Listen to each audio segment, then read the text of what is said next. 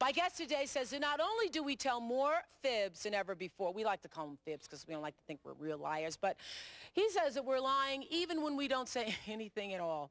Josh Halberstam is a professor of ethics at New York University and author of the book Everyday Ethics. So even when you don't tell all of the truth, you're lying. How could that be a lie because you didn't open your mouth and say it? In fact, most of the most interesting lies that we make are ones that are not technically falsehoods. The key to lying is about deception. It's not about lying.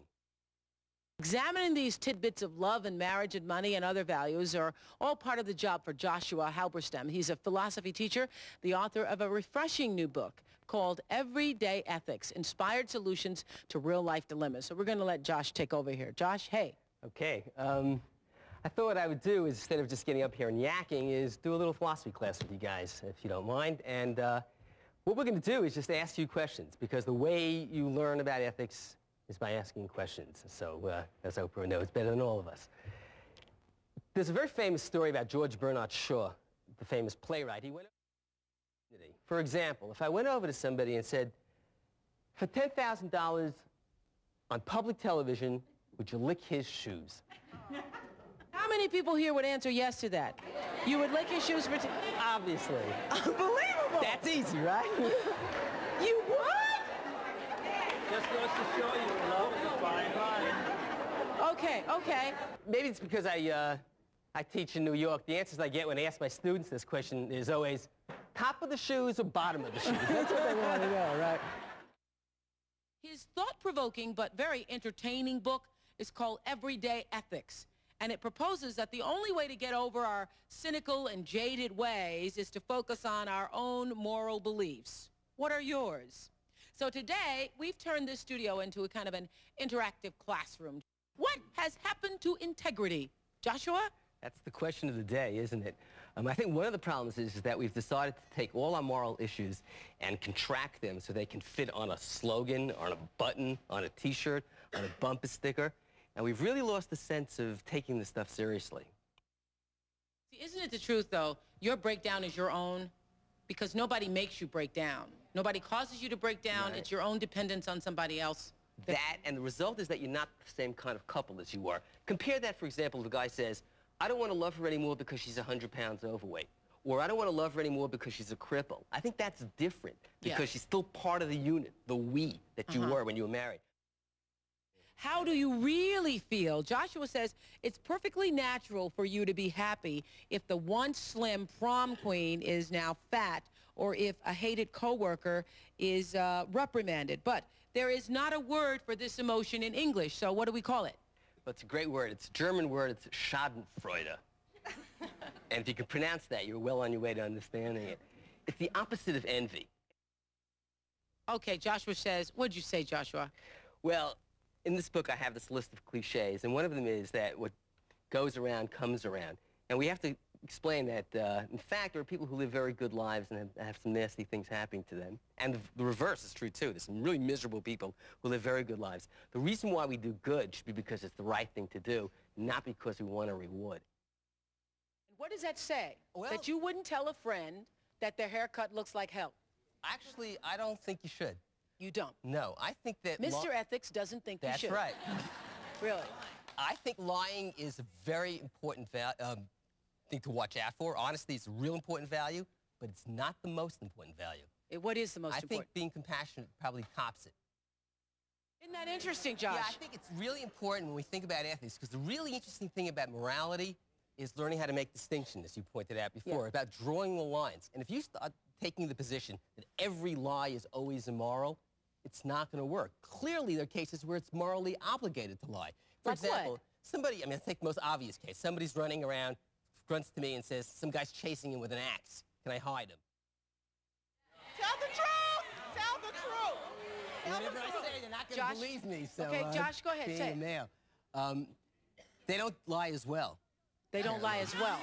So let's go back to this issue. Let's go back to this issue. Who was telling a lie, Josh? Who was lying?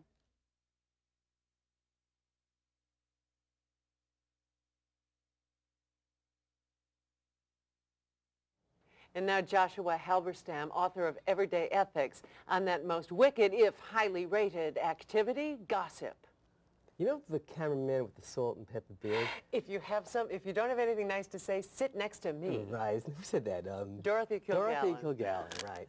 Gossip is something we all do. We wouldn't want to have friends who don't gossip. We wouldn't want to hang out with people who don't gossip. And yet we've all been taught, all our lives, we've been taught gossip is wrong. And the interesting question is, why? And now Joshua Halberstam, author of Everyday Ethics, on the ethics of minding your own business. I bet, Mary Alice, you've had one of these moments in the supermarket when you've seen a mother smack her kid around because he's pulled some cereal off the shelf, and you wonder, do I get involved or not?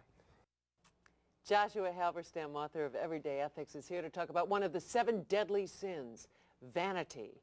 What is vanity not? Ah, good way to start thinking about vanity. Well, for one thing, it's not being egotistic. It's not about being self-centered, because vain people can very often be very compassionate and very considerate. Laziness may be inefficient, but is it really a moral issue? It is, and as you know, student of theology that you are, Mary Alice, acedia was one of the 7 deadly sins. Acedia means a lack of caring. It referred to a lack of spiritual care, and that is really at the root of what laziness is about. It's a lack of taking responsibility. Loyalty in the workplace is pretty much dead, and that's the reality. And it works both ways. That is, you are not expected to be loyal to your corporation, and your corporation is not expected to be loyal to you. Joshua Halberstam, author of Everyday Ethics, is here to talk about friendship. What are the ethical issues of friendship? Oh, and there are many. You know, it's interesting how in our culture we spend so much time thinking about romance and love and so little about friendship. I think the last time we talked about friendship in our lives is when we were in kindergarten, probably, and sang some songs. My best friend. My best friend. We dubbed people your best friends. But you know, the old philosophers in the old days, like Augustine and Plato and Aristotle. Ambition, good or bad? You know, it's interesting. We have such double standards when it comes to ambition. On the one hand, when we're talking about other people, you'll always hear someone say, that lady is so ambitious. She's always sucking up to the boss. She's always trying to get ahead.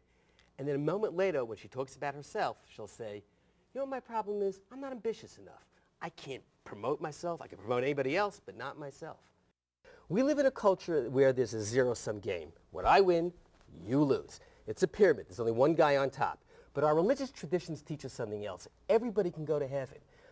Think about where the word competition comes from. It comes from the word competire, which means to strive together. So the idea here is to cooperate competitively or compete cooperatively. That way you can work with people and not against them. Joshua Halberstam of Everyday Ethics has looked Big Brother in the face and seeing somebody staring right back at me. You know, it's interesting. On the one hand, we complain a lot about how privacy is disappearing. On the other hand, notice that we're all watching those reality shows, right? And people complain about how intimacy is gone and people confess to everything now on television. Joshua Halberstam of Everyday Ethics is here to talk about self-confidence as an ethical issue? As an ethical issue. You know, there were a whole slew of philosophers like Immanuel Kant and others who argue that we have moral obligations not only to other people, but to ourselves as well. And self-confidence is a good example of that. Think about the term confidence. We used to have the idea of a con man. That was somebody who would gain your trust and then abuse that trust. Well, we do that with ourselves. When you don't trust yourself properly, you are conning yourself. As I ask my introduction to ethics students, who are your heroes? And the answers I get are the usual smattering of people like Mother Teresa and Nelson Mandela. Occasionally I'll get a Donald Trump in there. Very often I'll get some actors or actresses, Madonna, the actress, not the... But usually, for the most part, when I get a blank stares, 90% of the students say, we don't have any heroes left. All cultures, you know, have rituals for grieving. And our own culture is changing in our own rituals for grieving, and sometimes in directions that I think may be the wrong directions. You know, it's interesting, because in traditional cultures, including our own, we used to have private trials and then public punishment. You would be pilloried in the public square, even beheaded in some cultures. These days, we do it the other way around. We have very big public trials, but the punishment takes place miles up the road in some jail. So there's been a really interesting switch. And now there's a move, as you're suggesting, to bring back punishment into the public square.